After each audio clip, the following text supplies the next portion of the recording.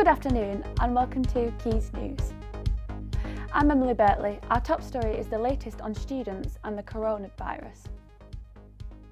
You're probably aware that it's been a challenging time to say the least, especially if you're only just starting university.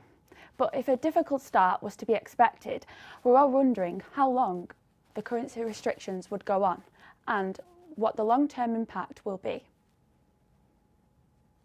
Sarah Gibbs said, "Not sure how this generation will ever forgive paying £9k a year to be sent to watch online lectures from a plague village." Dawn Foster said, "Imprisoning students in their accommodation is also a class issue. Working class students are confined to smaller rooms, sharing bathrooms and kitchens with far more people than the richer students in plush halls with bigger rooms." And an immature soul said, "If you pay for a service and that service is not able to be carried out in the standard in which you pay, for which you'd get a refund, then why is university different? Why are we students treated like we're not customers paying for an expensive service?" Charlotte Lineker has been to speak to students at MMU. Signs of help and need are posted in the windows of students at Manchester Metropolitan University throughout their on-campus accommodation, whilst residents are also held up inside their rooms.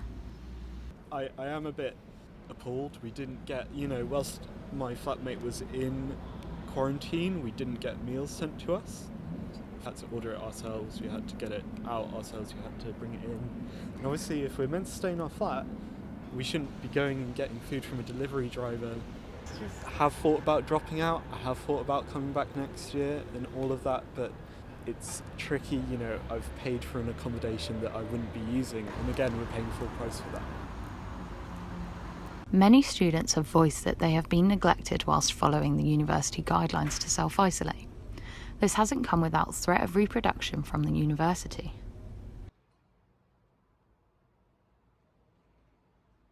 Here at Manchester Metropolitan University, over 1,500 students are self-isolating in their dorms. This is due to over 100 testing positive for the coronavirus. This has not only left a dent in their education, but also in their financial pockets, leaving many students demanding their money back. The campus has been left empty while most classes have moved online, with just the library and workspaces available for students to book. That was sent to the students on how we could cope with stress, for example, how we could manage our time better. And they also said that our tutors were there available for us to help. So I thought that was quite good. Although many have been quick to backlash the university, it's clear that there are mixed emotions about this.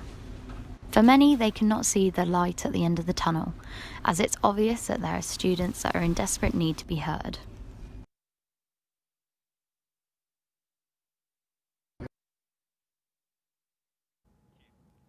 Let us know what you think. Get involved in the discussion at Quays News on Twitter with the hashtag #social.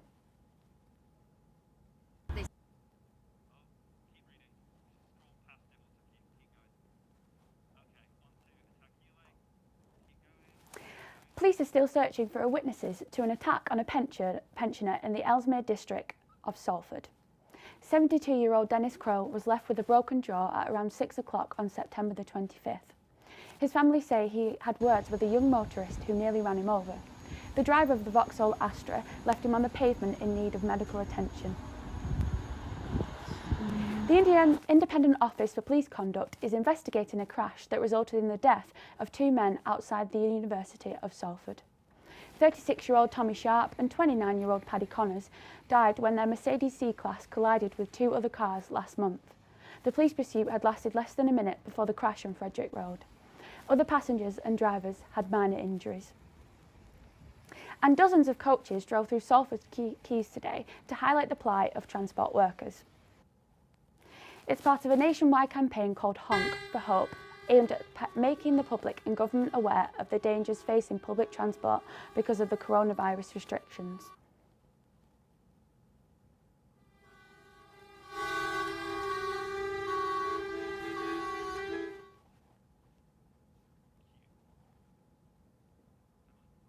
In case you weren't aware that the latest Black Lives Matter protest here in the Northwest, the movement was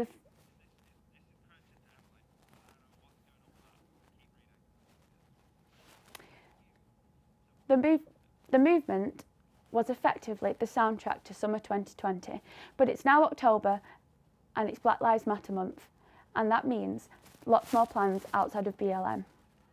Georgia Kelly is with us in the studio, and Georgia, you were at the protests in Liverpool and Manchester. Yes, the chants that you hear most are no justice, no peace, and Black Lives Matter. These are the messages of the movement, and they say they will continue to march until justice is served. I saw people from all over the UK join in on these chants, and BLM has been around since 2013. But as you say, Emily, this month is dedicated to Black history, and events are going on all around the region. In Salford specifically, on the 28th of October, there was an online talk with Deej Malik Johnson about Len Johnson, a boxer and an activist. I've been speaking to Reese Alexander, a protest organiser, and first the veteran activist Natasha March.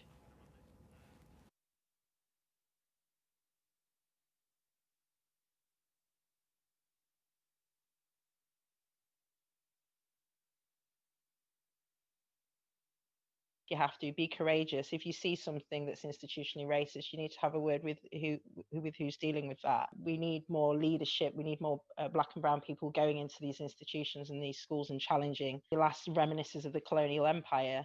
And getting educated is really important for everyone to understand that how Britain has come about to be so well off and so powerful.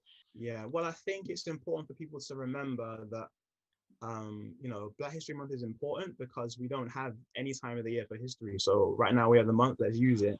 But the end goal is for it just be history, In school, you should be learning about what happened in Africa before slavery and after, as opposed to it starting at the time when Europeans rocked up, And so for little, Black and brown kids going to school, that's all they know. Depending on whether I wear African dresses and this, when I wore my hair like this and I put an African dress on, I was refused to the bar manager of the Mad Giant in Disbury. He refused to serve me wine because we haven't had the technology with Martin Luther King's civil rights. They did the best they could in the 60s. So this is kind of like sweeping over. And also we have more white allies on board this time, and we have more people wanting to understand the racial dialogue between Black and white. Movement Library on Salford Crescent has much more info on this, and there's the Black History A to Z on the BLM UK Twitter page. That gives you information on multiple activists and revolutionaries throughout the years. And Emily? The nation's favourite David Attenborough recently told MPs that they can't be radical enough in their handling of the climate crisis. But now, Manchester City Council have become under fire by campaigners who say they aren't taking their commitments seriously. Isaac Shenton found out more. I declare the motion to be carried.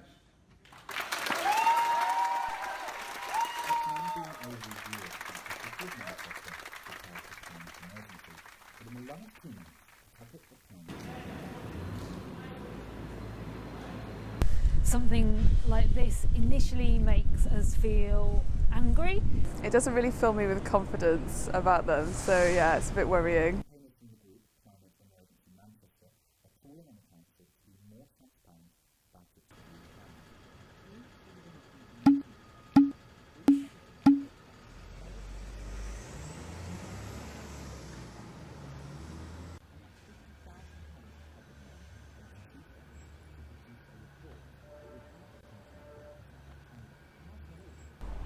Tucked away on page 17 of Manchester's annual climate change report, there's a revelation that the City Council have already burnt through a quarter of its carbon budget for the whole 21st century. So this was not something that was kind of openly communicated, where a wide range of councillors, other stakeholders, residents could come to this. This was tried to be pushed away in what was a very glossy, attractive document.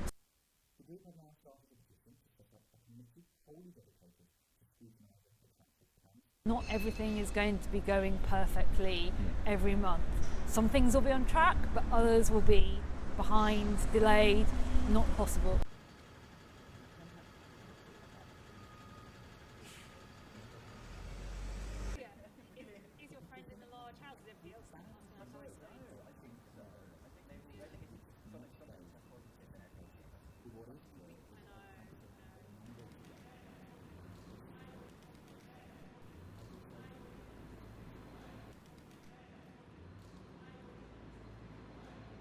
Challenging time, a postman from Haywood has been continuing his 5-year service of helping his local food bank.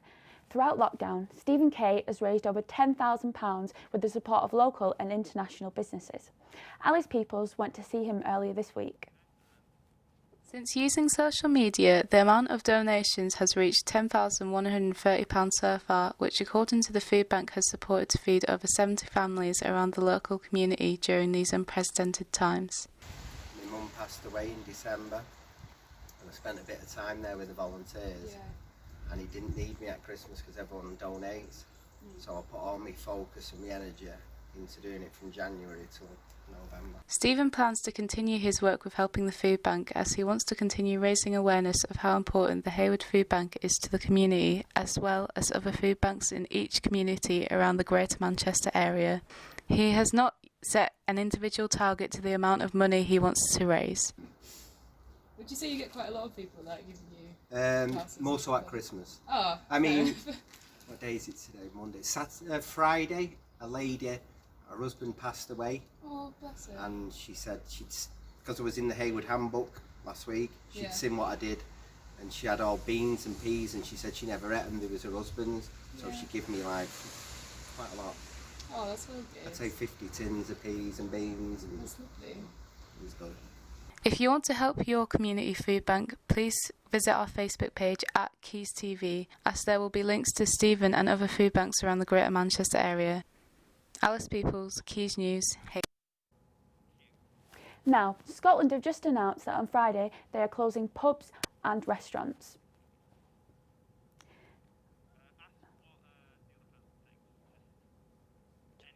Georgia, what do you think of this? I find it quite weird that we've decided now to shut the pubs again. I feel like after, you've just opened them, you've just done a whole eat out to help out movement, forced people into these places, and now I've told them you can't do that anymore. You've got to come back home and sit at home, and you can't do anything again. It's lockdown all over again. Do you think that's a possibility in England to be happening? I don't see us far off. I mean, I hope that we're not as big of a spike as Scotland is for them to shut down their pubs and stuff. But at the end of the day, I don't think it's, a thing that we should be so frustrated and scared about. However, it's something that we've all got to do to collectively make coronavirus go away and not come back to keep this going for years upon years. Well, cases are rising here in Salford,